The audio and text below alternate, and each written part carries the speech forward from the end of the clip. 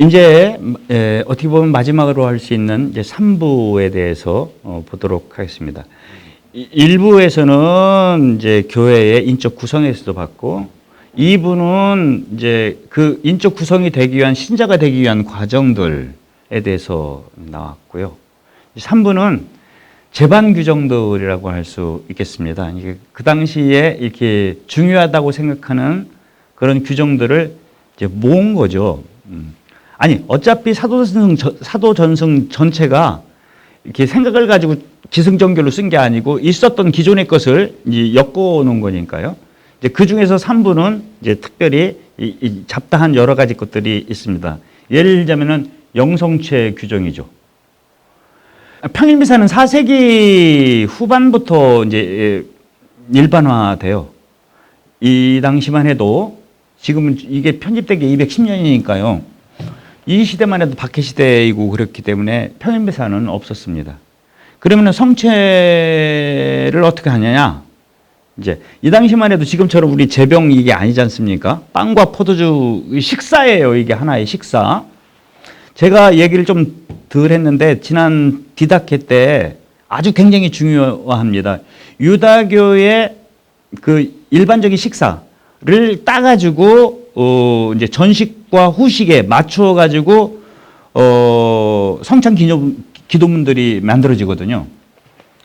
그러니까 일반 먹는 식사와 미사가 그렇게 구분이 겉으로 볼 때는 잘 안 됐다. 단지 거기에 여러 가지 예절적 요소와 기도의 문이 첨가됐기 때문에 이게 미사가 되는 것이지. 그리고 따라서 우리가 그 지금 요만한 제병 포도주 요만큼 이게 아니고 진짜로 먹는 빵과 포도주였거든요. 그럼 남잖아요. 이 남는 거.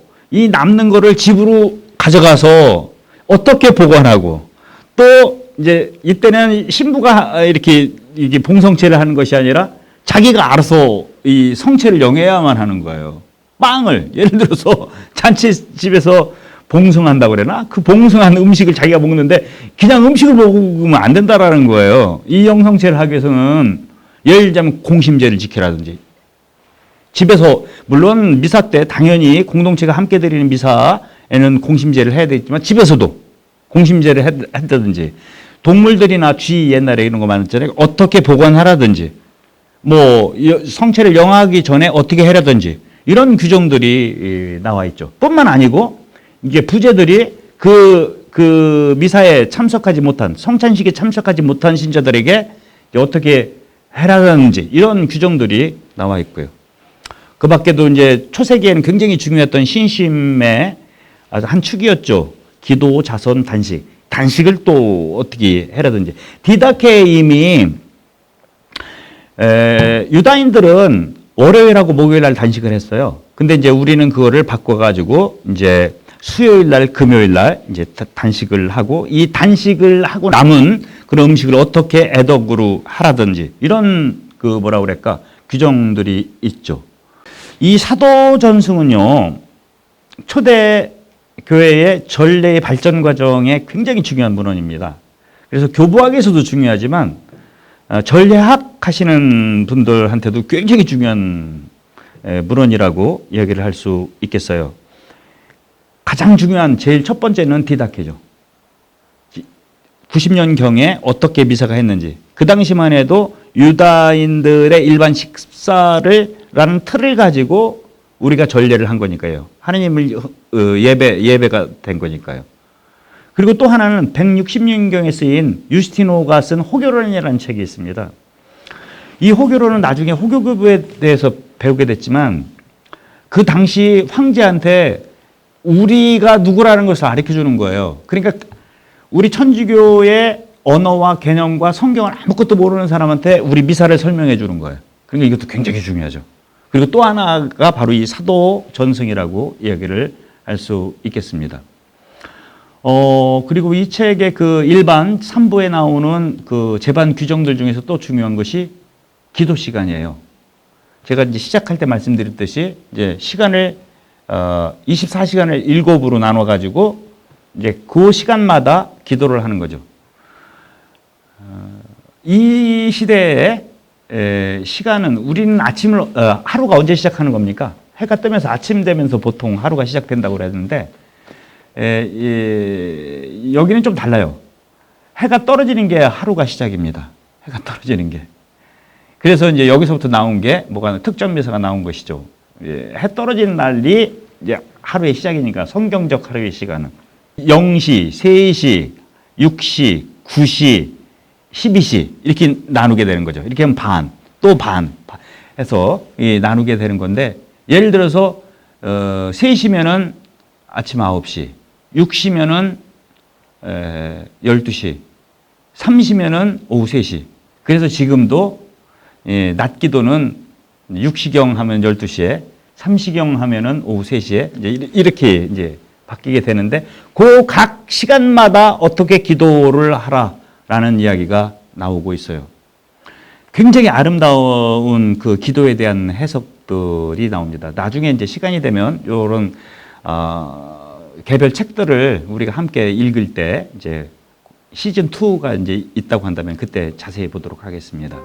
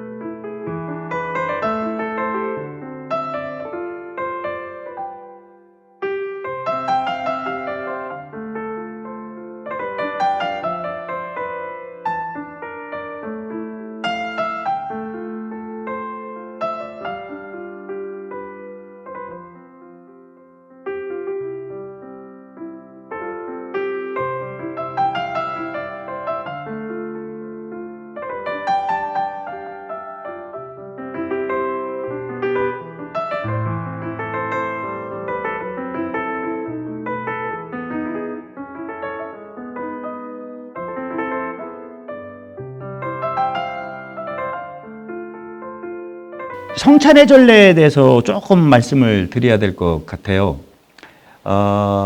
제가 디다케 때도 좀 말씀을 드리려다가 다 말씀을 못 드렸는데 성찬의 전례에 대해서는 두 부분이 나옵니다. 하나는 주교가 소품된 다음에 바로 이어지는 미사는 어떻게 해라. 그리고 뒷부분에 또 일반 미사는 어떻게 해라. 이 두 부분이 나오는데 아까도 말씀드렸듯이 디다케는 아주 개괄적인 내용만 얘기를 해요.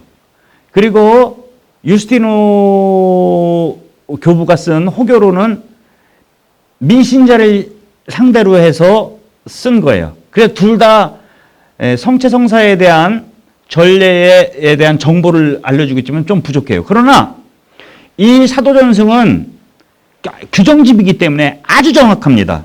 지금 우리들이 드리는 미사와 아주 똑같습니다. 이 감사기도가 그대로 나오고 있고요. 주님께서 여러분과 함께 또한 사자와 함께부터 시작하는 감사송. 그 다음에는 주님께서 제정하신 말씀, 너희는 이것을 받아 먹어라. 너희를 위해 바칠 내 몸이다. 너희를 위해 바칠 피고 새 계약의 피고 너희들은 나를 기억하여 이를 행하여라. 이 제정 말씀이 그대로 다 이 책에 나와 있습니다. 뿐만 아니고 이제 아남네시스라고 그러죠. 기념하는 거. 당신의 죽음과 부활을 기념하고 그 다음에 에피클레시스라고 그래서 성령 청원 기도. 그리고 맨 마지막에 대영광송, 독설로지아. 그리스도를 통하여 그리스도와 함께 그리스도 안에서 성령과 하나 되어 하느님 아버지께 드리는 찬미의 제사가 그 기도문이 이제 이 책에 이제 수록되어 있어요. 디다케나 호교론이나 그리고 이 사도전승에서 핵심적으로 얘기하는 것은 이 미사가 하나님께 드린 예배라는 거예요. 그래서 세례받지 않은 사람들은 이 영적 음료와 영적 음식을 먹을 수 없다. 이렇게 얘기를 하는 게 아주 다 공통적으로 나와 있는 것이죠. 그러니까 단순한 뭐라고 그럴까요? 그냥 예배가 아닌 거예요. 그리스도의 현존에 대해서 이야기를 하고 있습니다. 뿐만 아니고 이것은 최후의 만찬인 동시에 제사, 여기서 가장 중요한 그 히란말 단어가 트시아라는 말이에요. 제사라는 거예요. 이 제사는 무슨 제사냐면은 골고타 언덕에서 돌아가신 그 십자가의 제사의 재현이라는 표현이 이미 디다케부터 시작을 해가지고 이 사도전승까지 핵심적으로 반복해서 얘기를 하고 있다는 겁니다.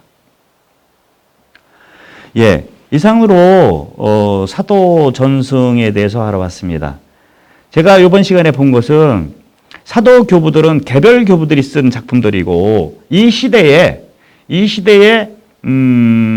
쓰인 공동체 문헌들을 봤어요. 대표적으로 굉장히 많지만 대표적으로 신경이라는 문헌들이 지금까지 남아 있고 그 다음에는 전례와 제반 그 규정, 윤리 규정 등을 나타내는 가장 오래된 디다케라는 그런 책을 아주 훑어봤죠. 그 다음에는 가장 자세히 현재까지도 엄청난 영향을 이 로마 가톨릭 교회에 미치고 있는 사도전승이라는 책을 읽어봤습니다. 이렇게 이제 교회의 제반 규정, 전례, 규범에 대해서 알아봤고 다음 시간에는 또 다른 고대의 문헌의 한 양식을 보도록 하겠습니다. 감사합니다.